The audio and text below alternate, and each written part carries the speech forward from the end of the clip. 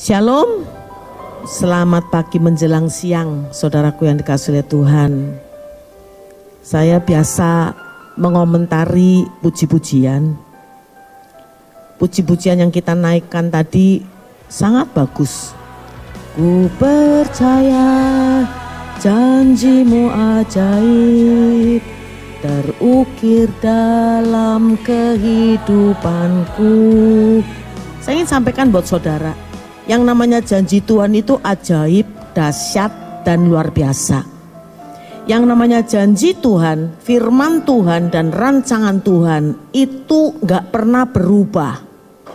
Sekalipun dunia berubah-ubah, sekalipun saudara-saudara dan saya berubah-ubah, tapi janji Tuhan, rancangan Tuhan, dan firman Tuhan tidak pernah berubah. Amin saudara. Dan gak mungkin gagal, pasti terjadi saudara. Saya akan bahas hari ini tentang rancangan Tuhan. Tapi sebelumnya saya ingin sedikit memperkenalkan diri. Saudaraku, kalau lihat modelnya sekarang nggak ada model, ya kan? Ini mah kayaknya ibu-ibu rumah tangga yang gendut, ya kan? Saudara, saya dulu main bulu tangkis, ya puji Tuhan, semuanya ada di dalam kerangka rancangan Tuhan. Amin saudara. Nggak pernah kepikir jadi hamba Tuhan, nggak pernah saudara. Dan saya bersyukur pada saat itu ada gereja kecil yang masuk ke Slawi. Saya lahir di Slawi. Jangan tanya Slawi di mana. Di peta nggak kelihatan katanya, ya kan. Saya dulu suka digodain sama teman-teman dari luar kota. Masuk Slawi, baru juga tulisannya selamat datang atau sudah selamat jalan. Begitu saudara. Jadi nggak pernah kepikir. Dan saudara, anak-anak saya dan saudara-saudara saya masuk ke gereja nggak dilarang sama papa. Cuman kalau sepulang dari gereja pasti diledek. Nanti nangis, nanti tepuk tangan, ketawa-ketawa begitu. Apalagi kalau pendetanya makan setelah ibadah selesai. Ada soto yang enak di sebelah sana. Pendetanya makan, kita dipanggil, sini-sini. Tuh, pendeta kamu makan. Itu bayarnya pasti pakai uangnya papa yang kasih kamu tadi kan. Itu saudara kan, jelek banget. Jadi saudaraku gak pernah kepikir, tetapi rancangan Tuhan dahsyat. Amin saudara. Hidup saya, hidup saudara ada di dalam rancangan Tuhan. Gak mungkin jadi seperti sekarang kalau bukannya dirancang oleh Tuhan. Dan yang saya ingin sampaikan kepada saudara, rancangan Tuhan itu gak mungkin selesainya cepat. Namanya dirancang dulu supaya sempurna, kan begitu. Amin saudara. Tapi kan gak gagal. Saya ingin sedikit ceritakan, kan baru terjadi ini Asian Games, masih anget, masih orang bicara, terutama Jonathan Christie, yo, six pack, ya kan sudah. Kalau kita buka gini bukan six pack, six fat, ya. Jadi semuanya Jojo. Dan saya ingin sampaikan saudara bahwa semuanya dirancang Tuhan. Karena sebetulnya kalau saya melihat ya saudara ya, saya menilai yang bagus sebetulnya kan yang namanya Sini Suka Ginting. Ya kan, yang bagus itu saudara. Tapi memang Tuhan merancang Jonathan Christie untuk berhasil di Asian Games tahun ini. Jadi saudara bisa lihat Sini Suka Ginting pada saat main untuk beregu sudah habis loh, kolaps. Sudah kolaps. Bahkan Pak Jokowi juga sempat jenguk dia di ruang ganti karena kolaps. Kecapean saudara. Saya berpikir nih, saya sebagai pembina, saya tuh berpikir kayaknya nggak mungkin mampu main untuk perorangan. Kan ada kejuaraan beregu dan perorangan, nggak mungkin bakalan WO walk over, bakalan nggak main untuk perorangan. Tapi saudara lihat, Tuhan kasih kekuatan buat Ginting. Karena Sini Suka Ginting juga anak Tuhan. Saya bersyukur saudara, karena 2 emas yang didapat Indonesia di cabang bulu tangkis, dua-duanya orang Kristen. Amin. Luar biasa. Jadi memang dirancang oleh Tuhan supaya Jonathan Christie itu bersaksi, ya kan? Sehingga yang tadinya saya pikir nggak akan main si Sini Suka Ginting, dia main di perorangan dan semangat. Dan dia mengalahkan lawan-lawan yang kemungkinan besar nggak bisa dikalahkan oleh Jonathan Christie. Yang namanya Kento Momota dari Jepang dan Chen Long dari China. Kemungkinan besar tuh Jonathan Christie nggak bisa menang. Tapi Tuhan pakai Sini Suka Ginting untuk mengalahkan mereka berdua, meratakan jalannya Jonathan Christie. Amin saudara. Saya jadi berpikir seperti Harun dengan Musa. Jadi saudaraku, Tuhan rancang seperti itu. Supaya apa? Supaya Jonathan Christie bersaksi. Begitu selesai main, diwawancara, langsung kan ngomong, semuanya ini adalah berkat dari Tuhan Yesus Kristus. Lengkap saudara. Biasanya tuh saya sering kali ngomong tuh Tuhan Yesus gitu aja ya. Bahkan orang langsung Tuhan, Tuhan, Tuhan. Tuhannya sama tuh yang di atas Tuhannya. Ih, gua kasih tahu, yang di atas itu plafon, ya kan. Jadi saudaraku, iya, ini mah lengkap Tuhan Yesus Kristus. Harusnya Tuhan Yesus Kristus juru selamat kami yang hidup, Immanuel, gitu-gitu ya kan saudara. Iya, Tuhan dahsyat, amin. Sekarang ini ada 70 perusahaan yang menanti Jonathan Christie untuk jadi iklan. Wah, luar biasa ya saudara ya. Kita doakan terus supaya dia bisa menang, ya, terus menang saudara. Saudaraku yang dikasih oleh Tuhan, ya itulah, itu Jonathan Christie. Belum lagi yang namanya Marcus Gideon. Marcus Gideon saudara, itu memang saya yakin dirancang Tuhan dan gak mungkin gagal. Ada yang mau menggagalkan, gak bisa. Marcus Gideon sekitar tahun 2010 ya, dia masuk ke pelatnas 2010-2011. Dia kemampuannya tuh biasa-biasa saja, didukung oleh semangat Marcus Gideon ya, yang sekarang berpartner dengan Kevin Sanjaya, terkenal dengan The Minion ya. Itu bagus banget mainnya saudara. Jadi 2010 masuk pelatnas, dan Marcus Gideon ini karena kemampuannya biasa-biasa saja, hanya ditopang oleh semangatnya luar biasa. Bukan hanya ketika tanding saja, saat latihan luar biasa semangat saudara. Jadi dia terpilih masuk pelatnas. Dan pada saat dia masuk pelatnas, si Marcus Gideon muda, pada saat itu tuh masih ada atlet-atlet ganda putra yang bagus-bagus. Ada Hendra Wijaya, ada Markis Kido, ada Aksan, ada Angga Pratama, bagus-bagus. Sehingga Marcus Gideon muda ini seolah-olah itu tidak terlalu diperhatikan oleh pelatihnya. Maka saudara, beberapa kali dirancang, sudah dikasih tahu anaknya, kamu nanti pertandingan ke sini ya, in the last minute dibatalin. Padahal atlet kalau sudah dikasih tahu oleh pelatihnya, kamu bakal pertandingan ke sini ya, itu kita tuh udah persiapan. Apalagi kalau diplot untuk pergi bertanding ke Eropa, udah seneng banget. Lalu tiba-tiba in the last minute, saat-saat terakhir udah mau pergi, dibatalkan. Jadi saudara kecewa berat. Dan itu terjadi kepada Marcus Gideon bukan hanya satu kali. Kata bapaknya tuh sampai 4 kali, Cik. Jadi kecewa berat ini anak. Dan finalnya adalah pada saat program latihannya itu adalah game, main ya. Yang main yang top player, dianya nggak dimain-mainin. Tapi ini anak kan semangat.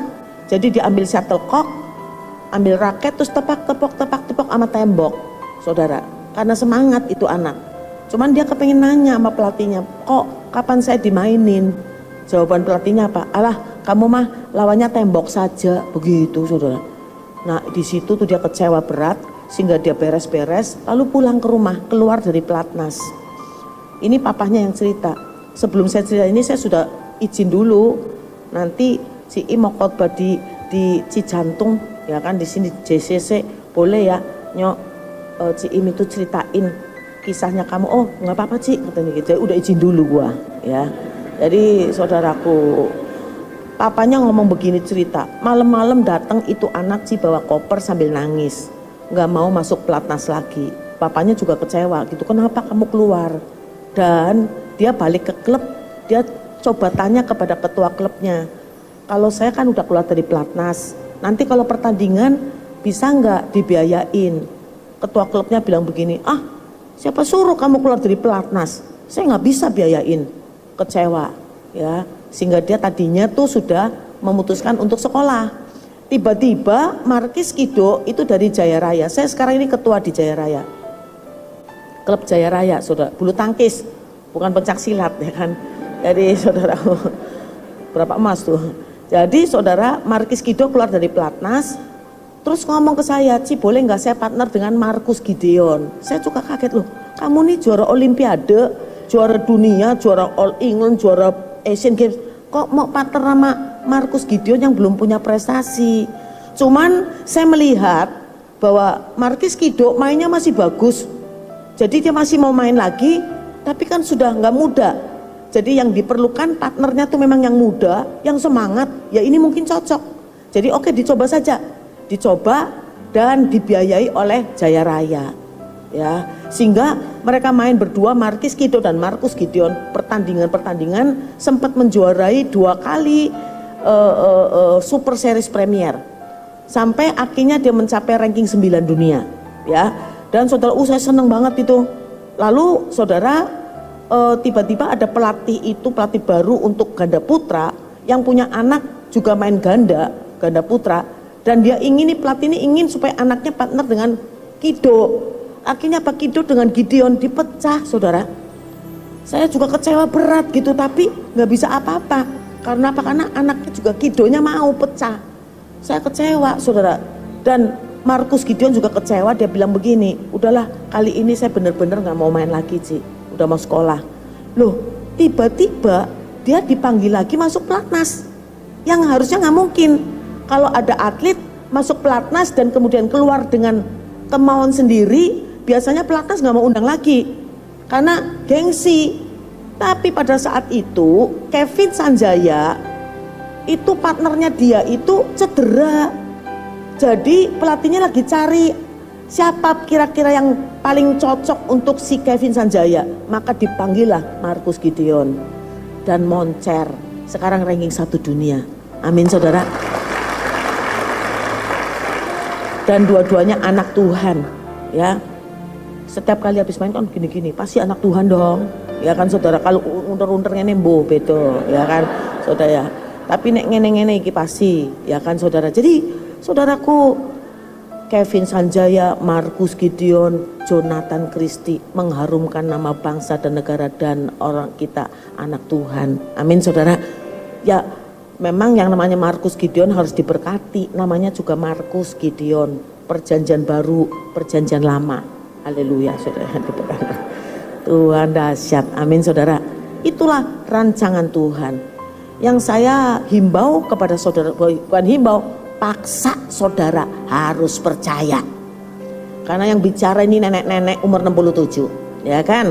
Sudah pengalaman makan asam garam udah luar biasa dalam hidup ini, saudaraku. Jadi saya ingin sampaikan hari ini tentang rancangan Tuhan yang tidak mungkin gagal. Sekalipun ada orang yang ingin menggagalkan, tapi nggak bisa. Karena itu adalah firman Tuhan yang nggak mungkin berubah. Amin. Kita baca saja ayatnya. Baca firman Tuhan harus dengan semangat. Iman timbul dari pendengaran.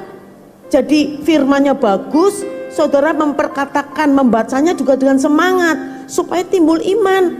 Jangan lelet. Sebab aku ini mengetahui rancangan-rancangan apa yang ada padaku mengenai kamu. Jangan, saudara, dengan semangat, ya. Sebab aku ini mengetahui rancangan-rancangan apa yang ada padaku mengenai kamu. Begitu. Ketika anak buah saya akan tanding, saya kasih semangat kepada mereka dengan kata-kata yang pas dan juga nadanya harus menyemangati. Sengakan saya ngomong gini, kalian udah capek latihan kan? Sekarang waktunya tanding.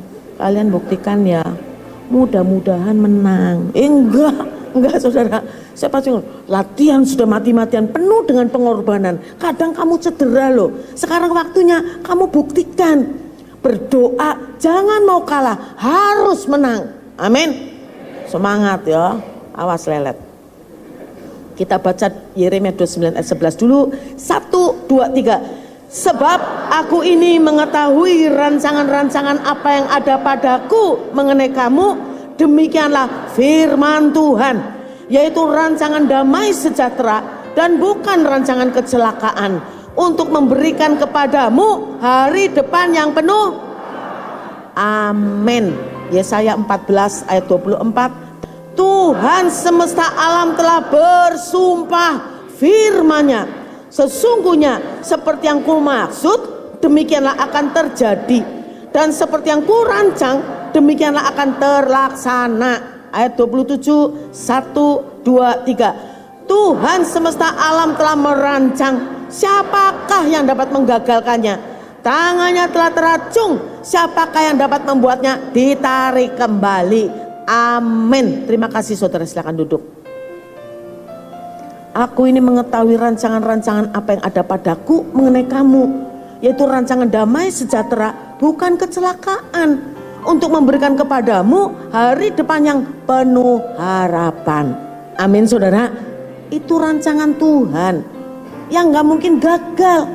Rancangan Tuhan yang paling utama dan terutama untuk saudara-saudara adalah menyelamatkan saudara-saudara dari kematian kekal menuju kepada kehidupan kekal. Itu rancangan Tuhan yang paling utama dan terutama, dan gak gagal. Saudara, saya ingin sampaikan bahwa kehidupan yang kita jalani sekarang ini bukan tujuan akhir. Tujuan akhir kita sorga yang mulia. Amin saudara. Itu tujuan akhir kita. Jadi pada saat saudara mengalami masalah dalam hidup ini, jangan sampai meskipun berat, jangan sampai terucap mampus gua kiamat, habis sudah selesai. Jangan saudara. Masalah, pergumulan, pencobaan yang Tuhan izinkan terjadi dalam hidup saudara di dalam kehidupan ini, itu merupakan sarana yang Tuhan berikan kepada kita untuk kita bisa membuktikan bahwa kita layak masuk surga. Amin saudara. Mantep gitu. Apapun yang kita hadapi, kita tetap taat setia kepada Tuhan. Ada mujizat, tidak ada mujizat, tetap taat kepada Tuhan. Amin. Ada pertolongan, tidak ada pertolongan, tetap cinta Tuhan. Tuhan ingin saudara buktikan itu. Taat. Meskipun kita yakin dan percaya Tuhan gak pernah gak tolong kita. Saya teringat saudara, iman dahsyat yang ditunjukkan oleh Sadrah, Mesah, Abednego. Itu luar biasa, sangat menginspirasi. Sadrah, Mesah, Abednego itu ditantang oleh Raja Nebukadnezar. Begitu trompet bunyi, kalian bertiga harus nyembah patung. Tahu nggak jawaban tiga orang itu saudara? Mantep banget, top marko top.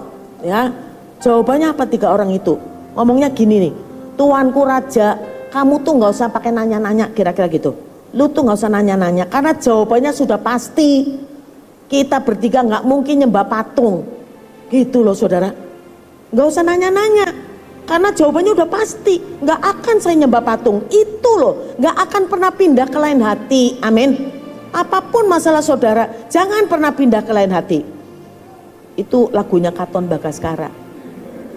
Aku tak bisa lagi pindah ke lain hati. Nah itu saudara ya kan. Apapun yang terjadi, jangan pernah pindah ke lain hati. Amin. Yakin percaya. Rancangan Tuhan, janji Tuhan, firman Tuhan itu pasti terjadi. Amin. Masalahnya kan tinggal waktu aja, waktu. Yang jadi masalah waktunya Tuhan, bukan waktu kita, itu aja. Ya. Tapi kan pasti. Kenapa saya katakan pasti? Kan Tuhan udah pakai sumpah.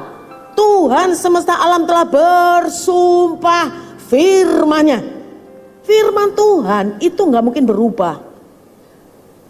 Apalagi pakai sumpah. Kenapa Tuhan pakai sumpah? Karena kita dikasih janji ini, dikasih janji itu, nggak percaya, ragu-ragu terus. Sampai Tuhan bilang apa? Sumpah, ngono loh, ya kan? Dan nggak percaya juga. Puji Tuhan, Tuhan nggak kayak kita.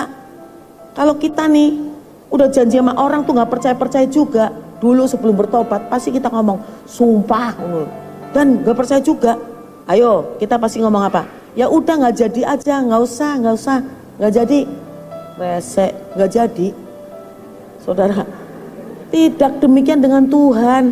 Sekalipun udah sumpah dan kita tetap nggak percaya, tapi saya kasih tahu saudara, janji Tuhan, rancangan Tuhan, firman Tuhan tetap terjadi. Tepuk tangan untuk Tuhan. Nggak ada yang bisa membatalkan. Siapapun apapun juga membatalkan, menggagalkan rancangan Tuhan, tidak ada. Sekalipun kita jadi resek, bertahun-tahun gak ada jawaban. Saya ngalamin saudara, baik di dalam prestasi, di dalam pekerjaan, juga di dalam keuangan, mengalami 10 tahun lebih, saudara, nggak kuat. Dan saudaraku, sedikit saya nyimpang, bukan nyimpang sih, tapi saya ingin kasih tahu saudara ya, kita ini nggak sama dengan yang lain. Perbedaannya di mana? Ada Roh Kudus. Amin saudara, yang nggak pernah tinggalkan kita. Kenapa saya katakan begitu? Nggak mungkin Roh Kudus tinggalkan kita, karena itu janji Tuhan. Aku akan menyertaimu senantiasa sampai akhir zaman. Sehingga sekalipun kita berubah-ubah, sekalipun mulut kita tuh jahat loh, saat nggak ada jawaban, coba saya mau nanya, saat saudara mengalami masalah dan nggak ada jawaban, lama jawabannya nggak datang-datang, pasti kita kecewa, marah-marah, mana janjinya, katanya pencobaan nggak lebih dari kekuatan, kalau yang ini udah kelewatan, ya kan, saudara? Katanya semuanya indah pada waktunya, mana waktunya? Nggak pernah terlambat, lambat mulu, ngomel-ngomel, saudara. Saudaraku, sekalipun kita begitu, tapi yang namanya Roh Kudus tetap nggak tinggalin kita. Jadi pada saat kurun waktu mengalami masalah dalam waktu 10 tahun lebih, berat banget saudara. Saya marah-marahin Tuhan, ngata-ngatain Tuhan juga parah, ya, selalu begitu. Dan yang hebatnya itu harus percaya karena ngalamin. Yang hebatnya itu saya marah-marahin dia ya, saya usir, tapi tetap saya merasakan Tuhan hadir loh. Amin saudara, itu hebatnya. Tepuk tangan dulu. Dia hadir.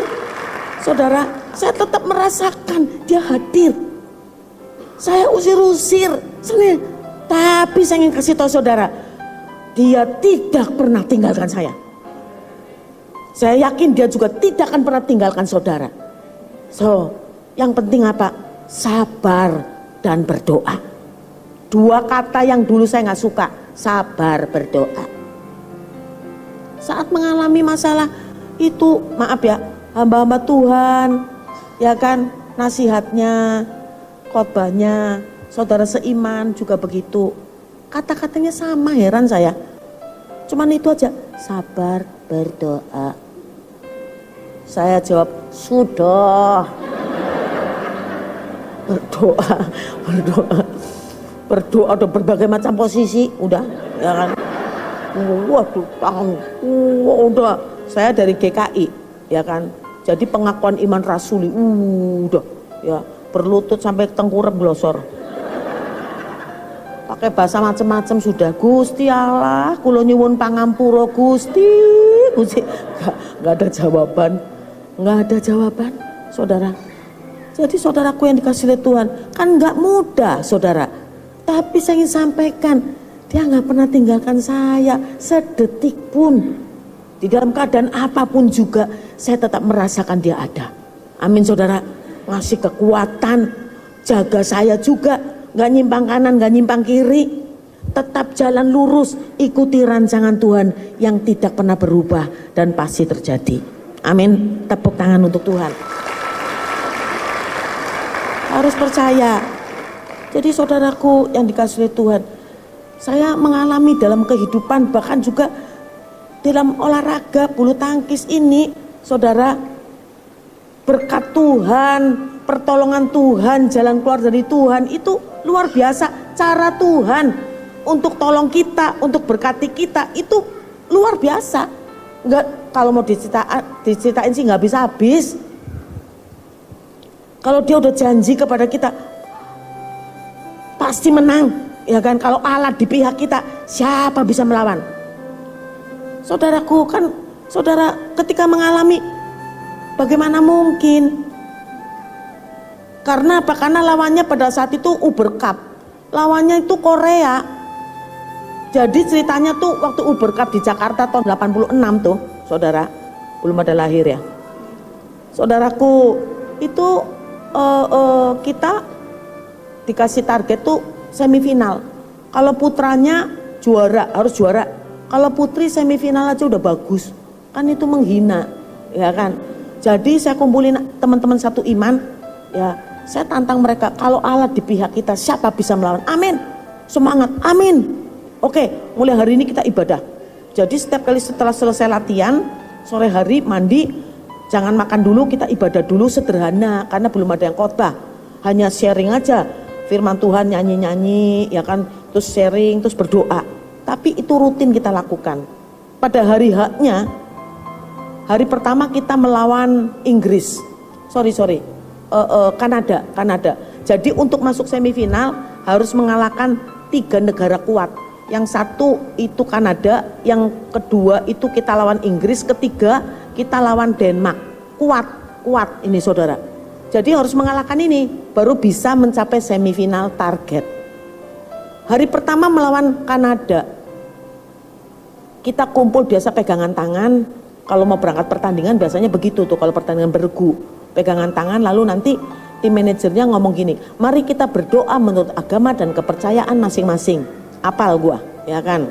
Ya, tahu-tahu sore itu manajernya ngomong, ya Ida pimpin doa. Waduh, saudara, pikiran saya apa saudaraku?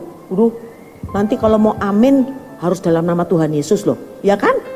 Jadi akhirnya tuh doa ini udah nggak konsentrasi, mikirnya tuh nanti aminnya piye yo, ya. Akhirnya saudara, itu kayak orang tuh naik pesawat bisa take off, nggak bisa landing, gitu. Kebingungan itu dalam nama Tuhan Yesus, karena yang hadir di situ kan banyak. Ketua umum kami pada saat itu Pak Tri Sutrisno, Kepala Staf Angkatan Darat, ditembak mulu yo, pedih aku saudara. Jadi saudaraku nggak berani, akhirnya terlalu amin, Tuhan Yesusnya hilang saudara. Jadi saudaraku, tapi begitu amin, saya merasa, saya percaya itu Roh Kudus tegur, kamu malu mengakui aku di hadapan manusia.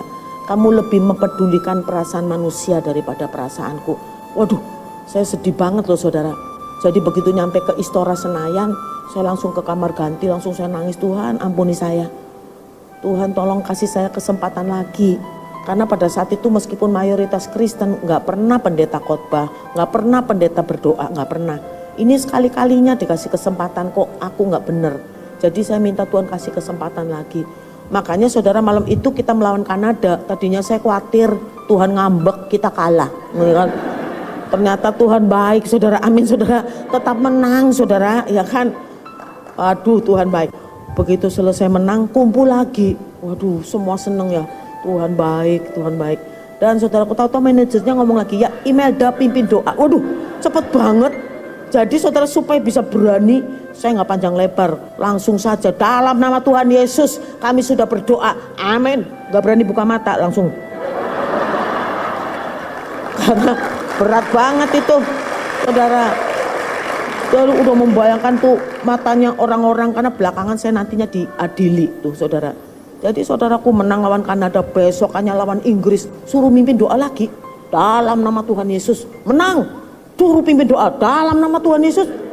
Besokannya lawan Denmark, kan itu kuat, itu paling kuat dari 3 itu. Paling kuat itu Denmark, lagi bagus-bagusnya. Jadi saya mulai ambil ayat, kalau Allah di pihak kita, siapa bisa melawan? Amin. Amin semua, amin, amin, amin. Soalnya lagi butuh. Itu ya kan, itu saudara. Wah, amin, amin. Ya. Jadi luar biasa saudara.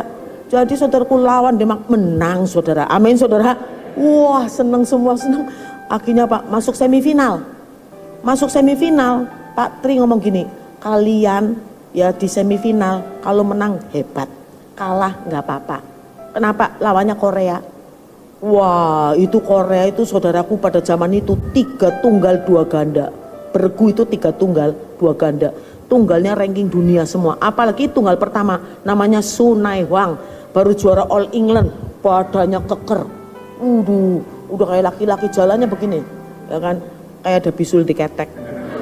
Wah, Tuhan dahsyat saudara, ya kan. Jadi saudaraku, pangannya gede ya. Kalau salaman sama saya tuh, saya kan kurus-kurus gini, dipegang diperkos gini, ora ucul, ya kan. Gede saudara. Jadi ini 3 tunggal kuat, 2 ganda ini dahsyat. Saya kan pemain ganda. Jadi kalau lawan ganda Korea, menang atau kalah pasti tepar, habis. Kenapa? Defense-nya kuat banget, disemesin orang mati-mati loh, ya kan, sampai teul. Defense-nya, waduh luar biasa saudara. Jadi cuman kita tuh berharap kepada Tuhan saja. Kita bingung juga, kita juga cari akal. Iki wong kuat banget, iki mangan apa, ya kan? Makannya apa? Semua pasti ngomongnya ginseng. Oke, kita borong ginseng juga, ya kan? Makan Dari yang mulai diseduh, ya kan, sampai yang diemut-emut kan ada tuh, ya kan. Yang masuk ke kapsul kan ada juga. Kita makan juga, tapi tetap kalah tenaganya. Mereka tuh begitu selesai main lawan kita udah tepar aja. Mereka kadang-kadang ledek loh saudara, apalagi kalau mereka yang menang. Itu masih gendong temennya gini-gini di depan kita loh, kurang ajar. Jadi kita bingung juga ya kan, masih kalah juga udah makan ginseng. Sampai ada pelatih pria lucu ngomong gini, gua kasih tahu ya lu ya, jangan saingan makan ginseng sama orang Korea. Karena orang Korea kalau makan ginseng sama pohon-pohonnya sekalian.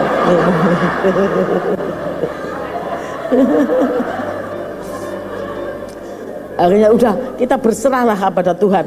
Saya nanyain sama teman-teman lagi yang satu iman nih. Saya nanya, kalau Allah di pihak kita, siapa bisa melawan? Amin. Amin. Nggak percaya, saudara. Jadi saya pikir gimana ya? Tapi saya feeling Tuhan mau kasih menang, cuman caranya piye? Nembusnya tuh bagaimana? Saya waktu itu playing captain. Jadi jam 4 sore itu kan mainnya malam. Jam 4 sore saya udah ditelepon, Imelda, nanti malam susunan pemainnya begini. Begitu lihat susunan pemain, saya feeling menang. Kenapa? Karena kan 5 partai. Tunggal satunya namanya Sunaiwang itu. Sunaiwang pemain tunggal, nggak pernah main ganda. Kenapa malam itu disuruh main ganda? Jadi tunggal kedua masuk naik ke 1, tunggal ketiga naik ke 2, mereka memainkan cadangannya. Ini titik lemahnya di sini nih, cadangannya. Dan Sunaiwang masuk sini, ini pecah. Pacangan yang pecah yang sudah sulit dimatiin itu pecah. Ini pecahannya masuk sini juga, kacau saudara. Kenapa saya feeling? Karena saya merasa ini kan pertandingan bergu paling penting di dunia. Gak mungkin manajernya tuh berani ngacak-ngacak. Jadi saya berpikir ini tangan Tuhan yang ngacak-ngacak. Amin saudara. Loh, iya saudara. Sehingga malam itu benar-benar kita menang 3-2. Amin saudara. Itu dia. Jadi gak pernah kepikir bagaimana caranya. Kan kita berdoanya jahat. Tuhan tolong pada kesleo. Itu ya kan. Iya kan. Iyalah, saudara jujur aja, pada kesleo tabrakan sekali. Tapi Tuhan kasih kita begitu. Jadi saya ingin sampaikan buat saudara, Tuhan punya banyak cara untuk tolong saudara, untuk kasih jalan keluar, untuk kesembuhan dan lain-lainnya. Kau selalu punya cara untuk menolongku. Kau selalu punya jalan keajaibanmu. Kau dahsyat dalam segala perbuatanmu. Dan ku tenang di dalam caramu. Tepuk tangan. Dan ku tenang di dalam caramu. Cara Tuhan dahsyat ajaib. Kalau saya ceritakan semua gak habis-habis.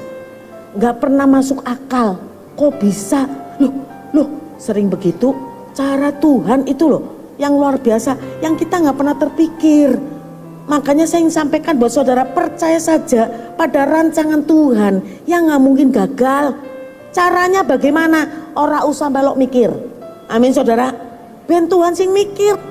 Kenapa kita berat menghadapi hidup ini? Bebannya kok begitu berat, kenapa? Karena yang bebannya Tuhan, yang harusnya Tuhan yang pikul, kok sampean mikul? Ojo, amin saudara.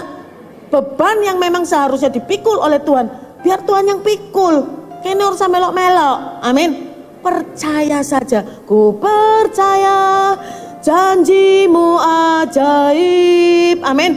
Itu loh yang harus saudara percaya. Jangan cuma nyanyi doang, ya kan. Ketika saudara nyanyikan lagu itu, kata-katanya aminkan dalam hati. Amin, amin, gitu. Amin saudaraku. Sekali lagi, gak akan gagal. Udah pakai sumpah, tangannya teracung, gak ada yang bisa tarik kembali. Yang jadi masalah memang dalam Yesaya 55 itu ngomongnya gini, rancanganku bukan rancanganmu, jalanmu bukan jalanku, seperti tingginya langit dari bumi, demikianlah tingginya jalanku dari jalanmu, rancanganku dari rancanganmu. Tapi seperti air hujan dan salju turun dari langit, gak akan kembali ke situ. Saya nggak pernah ngelihat air hujan atau salju yang turun terus balik meneh, nggak meneh, nggak pernah, saudara. Tapi dia akan turun mengairi bumi, membuatnya subur, menumbuhkan tumbuh-tumbuhan, memberikan benih kepada penabur dan roti kepada orang yang mau makan. Amin saudara, tepuk tangan untuk Tuhan. Jadi firman Tuhan tidak akan kembali dengan sia-sia. Janji Tuhan juga gak akan gagal. Kalau itu merupakan sebuah kepastian, maka sekalipun lama layak untuk dinantikan. Karena pasti di dalam Yesus ada kepastian. Bukan moga-moga, semoga atau mudah-mudahan. Pasti. Amin saudara. Saya ingin menyemangati saudara dan kudu percaya. Karena yang ngomong nenek-nenek, ya kan? Saudaraku mengalami masalah yang begitu luar biasa hebat. Gak kuat. Saudara, tetapi semuanya nih saya kasih tahu, it's about time. Di dalam hidup ini semuanya it's about time. Semuanya masalah waktu. Dan yang namanya waktu itu pasti berlalu. Amin saudara. Badai pasti berlalu. Ayo sama-sama ngomong, 1, 2, 3. Badai pasti berlalu. Jadi apapun, sehebat apapun masalah saudara nih, saya katakan pasti berlalu. Tanpa kita sadari, saya sering kali ucap gini, kok bisa kuat? Saat ngalamin kok bisa kuat? Gak kuat. Hampir tiap hari ditongkrongi debt collector. Gak kuat. Semuanya disita. Rumah, saudaraku, mobil disita, saudara. Uang kita di tempat orang lain banyak, gak bisa ditagih. Gak bisa, saudara. Yang ditagih lebih galak dari yang nagih. Tuh ngalamin saudara, gak kuat saudara. Saya sudah pasrah, sudah angkat tangan Tuhan, gak kuat. Tapi saudara, Tuhan membuat semuanya indah pada waktunya. Memang yang jadi masalah adalah nih kurun waktu penantian Tuhan yang indah. Ini kurun waktu ini loh, ini yang jadi masalah. Kuncinya hanya 2 kata saja, sabar dan berdoa. Amin saudara. Dulu waktu mengalami masalah, kalau ada pendeta khotbah mantep banget, pokoknya saudara-saudara harus sabar dan berdoa. Saya senggol suami saya, dia belum ngalamin, gitu saudara. Jadi pada saat saya ngomong ke saudara, harus sabar dan berdoa, jangan senggol-senggolan, ya kan? Karena udah ngalamin, haleluya, ya. Jadi saudaraku yang dikasihi Tuhan, Tuhan baik, ya. Rancangan Tuhan bagi saudara-saudara dan saya adalah rancangan damai sejahtera, bukan kecelakaan. Mempersiapkan buat saudara hari depan yang penuh harapan. Amin saudara. Tuhan ingin membawa saudara nih ya masuk ke dalam kerajaan sorga. Saudaraku, lewati pergumulan yang Dia sediakan untuk saudara. Saudara tinggal membuktikan engkau taat, setia, tetap cinta Tuhan, itu aja. Dan yang saya ingin sampaikan buat saudara ini berita baik. Ya kan, Tuhan bukan hanya ingin kita menikmati sorga setelah kita mati saja, bukan, enggak. Sekali lagi, Tuhan bukan hanya ingin kita menikmati sorga setelah kita mati saja, tapi Dia juga ingin saudara dan saya menikmati sorga bahkan selagi kita masih hidup di dunia ini. Amin. Kenapa saya ngomong gitu? Karena Tuhan Yesus mengajarkan kita doa Bapa kami. Ayat ke-10 bunyinya apa? Datanglah kerajaanmu, jadilah kehendak-Mu di bumi seperti di sorga. Apal toh Bapak kami kok melongo? Bener gak? Bener kan? Kan ayatnya ngomong gitu. Datanglah kerajaanmu, jadilah kehendak-Mu di bumi seperti di sorga. Artinya apa? Artinya sangat memungkinkan kerajaan sorga itu datang dong. Memungkinkan kita menikmati sorga dong. Amin saudara. Kan Tuhan yang bicara. Tuhan tuh ngomong gini, oke, sampaikan kepada Bapa di sorga. Ayo sampaikan, datanglah kerajaanmu Bapa. Kan begitu. Berarti sangat-sangat memungkinkan kerajaan sorga bisa kita nikmati selagi kita masih hidup di dunia ini. Amin. Tuhan Yesus ngajarin kita doa Bapa kami dengan serius. Gak asal-asalan ngomong. Gak asal-asalan ngomong. Serius banget. Dia nggak ngomong gini, ngomong sama Bapa di sorga, sana ngomong, datanglah kerajaanmu, datang syukur, nggak apa-apa juga gitu. Enggak, ya serius. Tuhan ingin saudara menikmati sorga selagi kita masih hidup di dunia ini. Itulah berita baiknya. Dan yang namanya kerajaan sorga bisa didapati di mana? Saudara, saya membaca tulisan William Cowper, bagus banget. Dia ngomong gini, kebahagiaan sorga yang masih bisa bertahan di bumi setelah manusia jatuh ke dalam dosa, itu adalah keluarga. Apa saudara? Keluarga. Kebahagiaan sorga bukan didapat di lantai 7 yang sudah ditutup sono, ya kan, sorga dunia katanya. Tidak, hanya di dalam keluarga. Amin. Maka jaga baik-baik keluarga. Amin. Setelah saya menikah puluhan tahun, ibu-ibu, saya merasakan, saya renungkan peranan istri wanita sangat besar untuk menciptakan sorga atau neraka di dalam keluarga. Karena yang bicara perempuan nggak bisa protes. Kalau yang bicara laki-laki gua kesel dah, ya saudara. Tapi yang bicara perempuan, nenek-nenek puluhan tahun menikah, saya melihat peranan istri sangat besar menciptakan sorga atau neraka. Pada saat saya belum menikah, saya kerja di Bank Indonesia. Ada bapak-bapak yang waktunya udah pulang tuh nggak pulang-pulang tuh. Sering banget begitu sampai kita bingung, Pak, kenapa sih Pak nggak pulang-pulang? Udah waktunya pulang loh Pak. Ngomongnya Pak, males pulang, rumah udah kayak neraka. Ada kuntilanak di rumah gitu. Ya kan? Kuntilanaknya cerewet Bu. Emang ada yang diem Pak? Ya kan?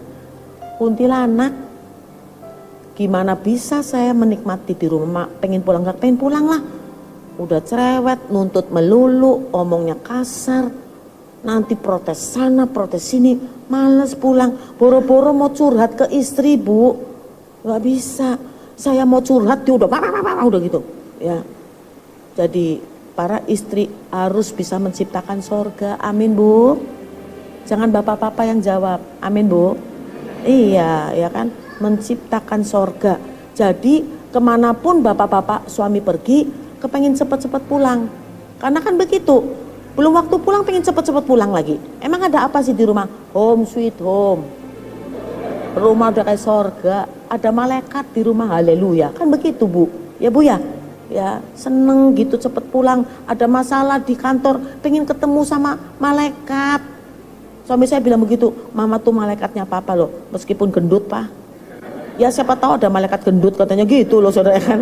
Bukannya menghibur, enggak gendut kok, enggak ngomongnya gitu. Jadi saudaraku, suami datang ada masalah, istri harus bisa menjadi tempat suami curhat, amin. Meskipun gak ngerti, pura-pura ngerti. Suami datang ngomongnya tuh kita gak ngerti. Di pabrik itu ya, mesinnya tuh gini-gini, speknya sekian, ukuran sekian. Opo iku spek ya aku ngerti, ya kan? Tapi pura-pura ngerti Bu, pura-pura. Oh gitu. Oh ukurannya kegedean. Oh ya dikecilin dong Pak. Oh iya. Oh ya ya ya ya ya ya ya ya ya ya. Oke. Tuhan baik. Amin Bu. Bu. Jayo. Amin. Iya dong. Jangan mau kalah sama nenek-nenek ini. Haleluya. Tuhan baik ya Bu ya, amin. Jayo gitu. Nih nenek-nenek ini ya, tahun lalu suami saya kena stroke. Biasanya sama suami yang setir. Itu sopir sudah 7 tahun loh ikut saya. Saudaraku minta naik gaji, gua kan gak mampu. Biayanya besar itu untuk suami itu hampir setahun ini.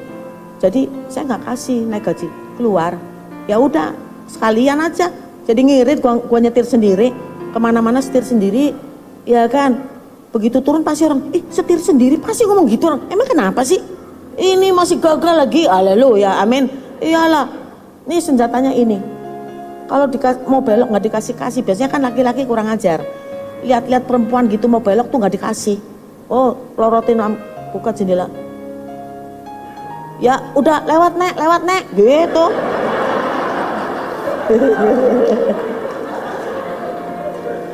Satu saat ini, apalagi kalau hari Jumat malam tuh, pulang ke rumah saya di Pondok Gede, itu tuh bisa 2 jam, 3 jam, 5 jam gak nyampe rumah. Sana mentok, muter balik, mentok semua. Akhirnya gak tahu ke jalan apa gitu loh. Toto prit ditangkap polisi aku. Waduh, sebelum dia ngomong macam-macam, saya buka jendela. Pak polisi, ini nenek-nenek ini udah hampir 5 jam nggak bisa nyampe rumah, Pak. Pak polisi kudunya bantu saya loh, nenek-nenek loh, Pak. Ibu emang mau kemana? Saya mau ke ini, ke Pondok Gede. Oh, ibu tinggal sini, lewat sana terus turun, belok ke kiri, Bu. Oh gitu ya, Pak. Makasih, Pak. Lupa nanyain SIM, ya kan? Haleluya. Puji Tuhan. Iyalah. Tuhan baik. Amin, saudara. Ya, jadi ibu-ibu kudu semangat ya, Bu. Amin, Bu. Ciptakan sorga di dalam rumah tangga. Suami kemana-mana kepengin ketemu kita, ya kan? Jangan bayangin wajahnya saja udah enak gua nih. Amin. Rancangan Tuhan nggak mungkin gagal. Pegang baik-baik. Amin. Pasti terjadi. Di dalam Yesus ada kepastian. Tepuk tangan untuk Tuhan. Mari kita berdoa.